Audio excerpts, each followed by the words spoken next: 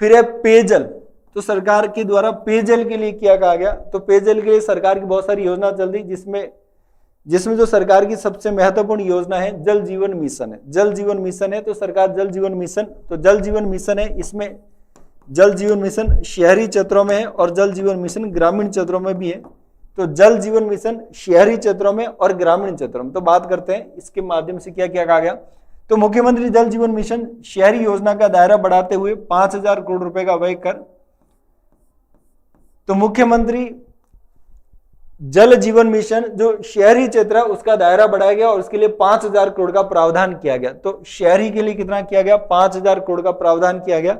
उसी प्रकार एक अमृत 2.0 योजना है जो भारत सरकार की योजना है, 2015 के आसपास इसको स्टार्ट की गई थी, जो सामान्यतः जो शहरी क्षेत्र है उसमें आधारभूत ढांचे को बेहतर करना है, सीवरेज सप्लाई को बेहतर करना है, वाटर सप्लाई को बेहतर करना, उससे संबंधित है।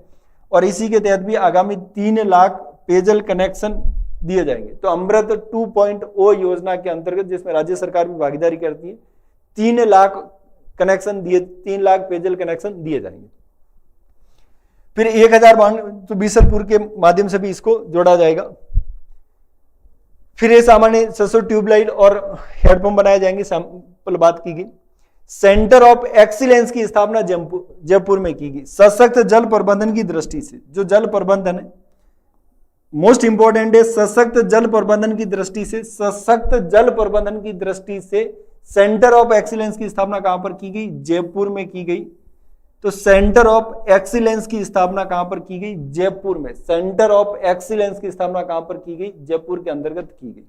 क्लियर बात है। सेंटर ऑफ एक्सीलेंस की स्थापना किसके लिए, सशक्त जल प्रबंधन की दृष्टि से इसमें की गई। फिर इसमें एक बनाया जाएगा ब्यूरो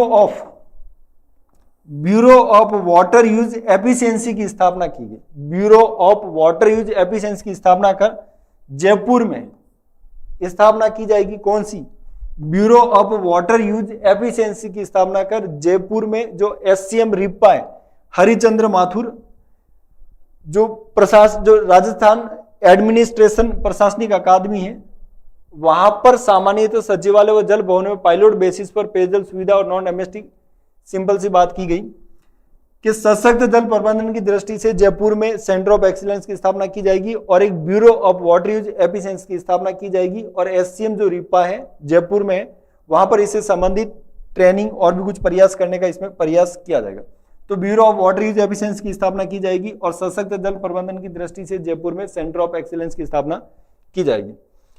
फिर और राजस्थान स्टेट वाटर पॉलिसी लाई जाएगी। तो राजस्थान में एक वाटर पॉलिसी लाने का भी प्रावधान किया गया। तो वाटर के बारे में 2-3 बातें की गई, जिसमें जो मुख्यमंत्री जल जीवन मिशन शहरी क्षेत्र था उसके लिए 5,000 करोड़ का बजट का प्रावधान किया गया और 5,000 करोड़ बजट का प्रावधान किया गया। फिर जो अमृत 2.0 है, अमृत 2.0 के तहत 3 लाख कृषि कनेक्शन दिए जाएंगे। 3 लाख कृषि कनेक्शन देने की बात की गई। फिर सशक्त जल प्रबंधन के लिए सेंटर ऑफ एक्सीलेंस की स्थापना जयपुर में की जाएगी, सशक्त जल प्रबंधन के लिए।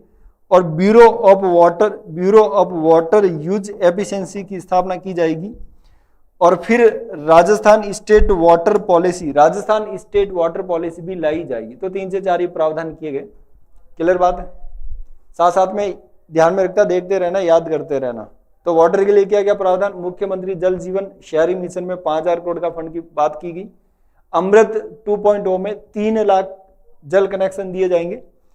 और सशक्त जल प्रबंधन की दृष्टि से सेंटर ऑफ एक्सीलेंसी कहां पर बनाया जाएगा, जयपुर में बनाया जाएगा। और bureau of water use efficiency की स्थापना की जाएगी। और एक राजस्थान में क्या लाई जाएगी, पॉलिसी लाई जाएगी, राजस्थान वाटर पॉलिसी लाई जाएगी।